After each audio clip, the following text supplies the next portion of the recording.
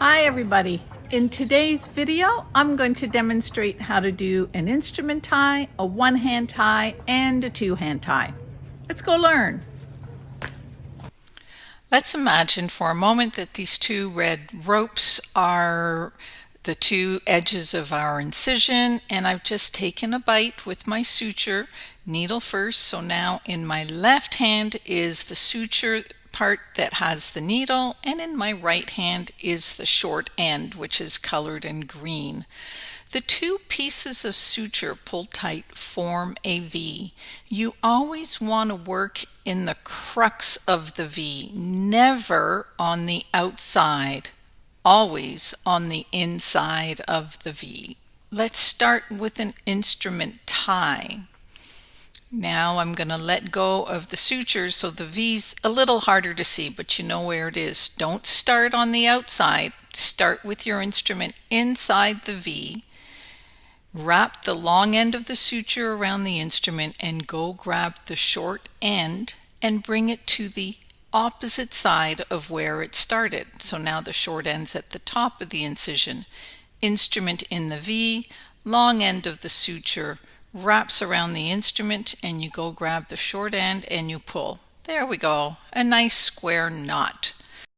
Now you probably notice how the incision loosened as I went to pick up the second throw. In my next video, I'm going to show you how to deal with that. Now we're going to do this a couple of more times.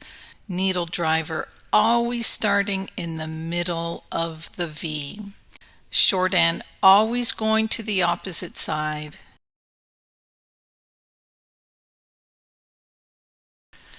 Let's do the one-hand ties. I'm a right-handed surgeon. The short end is in my left hand. The short end is at the bottom of my incision. We're going to pick this up at the top end. You're either working with the index finger or the middle finger. Now that my short end is at the top, I'm going to use my index finger, place it in the V. Lay the long end of your suture over the index finger, and now with my index finger, I'm going to wiggle that short end through the hole. You may have noticed I kind of use my thumb to push it over. You'll get to see this again.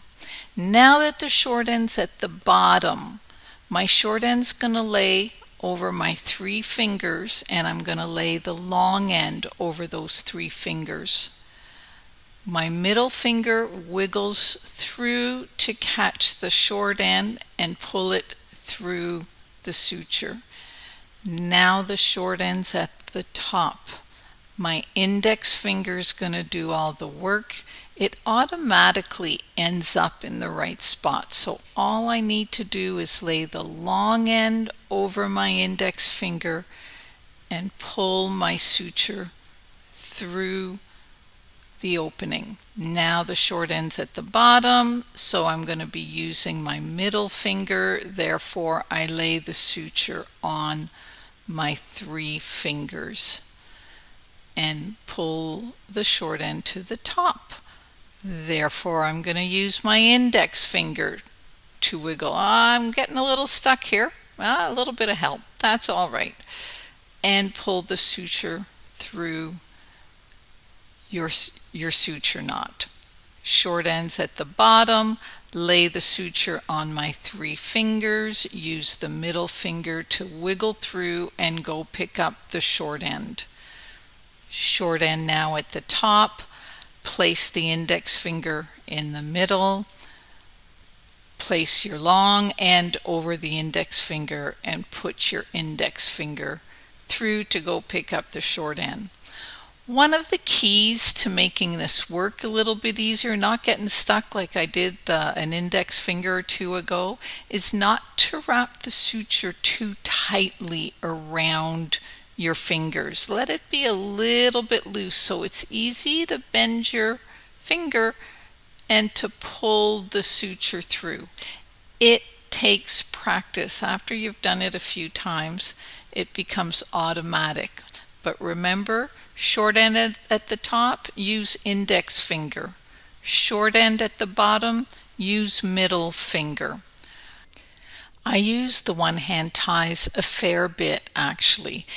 Anytime I'm not using an instrument, so when I'm ligating blood vessels, when I'm tying in a drain, if I'm doing a lot of deep work inside a cavity and I'm not using my instruments, I will automatically use the one-hand ties.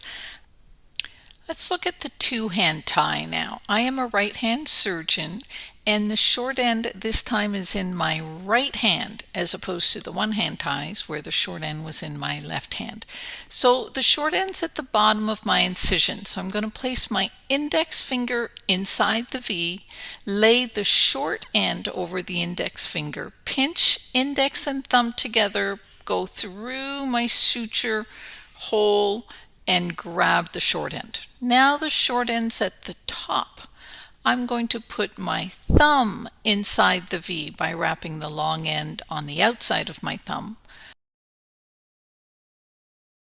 Place the short end on top of the thumb, pinch thumb and forefinger, take the pinch through your suture, grab the short end and pull it back through. Now my short end's going to end up at the bottom. With the short end at the bottom, I'm going to work with the index finger by placing it inside the V and laying the short end on top of the index finger. Pinch thumb and forefinger, go through the suture and pull the suture through. Now that the short end's at the top, I'm going to use the thumb. Pinch, close, pull the suture through. Short end's at the bottom, so I'm going to use the index finger in the V, place the short end over the index finger, pinch, close, go through the suture, grab the short end. Short end's at the top, I'm going to use the thumb inside the V, place the short end on the thumb, pinch, close, go through the suture, grab the short end. The key here is when your short end's at the bottom, you're going to use your index finger to do all the work. When the short end's at the top, you're going to use the thumb to do all the work. This is how you can easily remember. Top starts with a T, thumb starts with a T, so therefore when the short end's at the top, I'm going to use the thumb. I don't tend to use the two-hand ties on their own very often at all. I tend to use one-hand ties. However, I commonly use the two-hand ties in conjunction with an instrument, and I'll demonstrate that in the next video.